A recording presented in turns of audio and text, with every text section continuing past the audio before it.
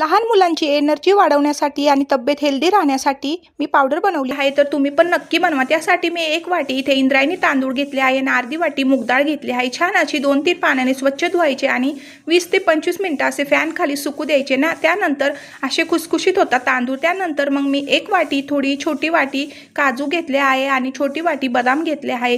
त्यानंतर मी इथे 2 वाटी मखाने घेतले आहेत। मखानेमध्ये प्रोटीन हे अंड्यापेक्षा जास्त असते आणि लहान बाळांचे हाडं पण मजबूत करण्यात मदत करत असते।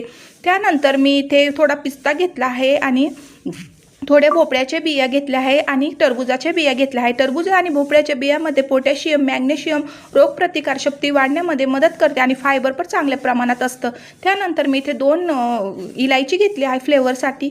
तांदूळ आणि डाळ अशी छान मंद आचेवर भाजून घेतली आहे खरपूस अशी। त्यानंतर मखाने पण छान भाजून घ्यायचे आणि तुम्ही बघू शकतात काजू, बदाम, पिस्ता पण छान भाजून घ्यायचा आणि सगळे एकत्र करून छान अशी मिक्सरला पावडर करून घ्यायची। ही पावडर तुम्ही लहान मुलांना सकाळ संध्याकाळ 2 टाइम ते दुधामध्ये देऊ शकतात। ही पावडर पिल्याने बारीक तब्येत असेल तर तब्येत सुधारण्यात मदत होते, विकनेसपणा दूर होतो। मी त्याच्यामध्ये थोडी 2 इलायची टाकल्या आहेत, फ्लेवर छान येतो, त्यामुळे मुलं आवडीने पितात आणि ही पावडर तुम्ही 2 महिने आरामशीर वापरू शकतात। चला मग चॅनलला नक्की सबस्क्राईब करायला विसरू नका। बाय बाय सगळ्यांना।